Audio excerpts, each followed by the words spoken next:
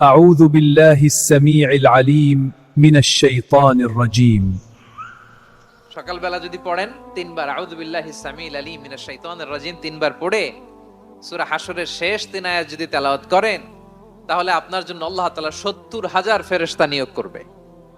সারা দিন তারা আপনার জন্য মাগফিরাতের দোয়া করবে। আর ওই দিন ইন্তেকাল করলে আল্লাহ তাআলা শহীদ হিসেবে আপনাকে কিয়ামতের দিন দাঁড় করাবে। সুবহানাল্লাহ, এত আস্তে। আবার সন্ধ্যাবেলায় যদি পড়েন সারা রাতের জন্য ৭০,০০০ ফেরেশতা মাগফিরাতের দোয়া করবে। ওই রাতে মারা গেলে শাহাদাতের মৃত্যু নসিব হয়ে যাবে।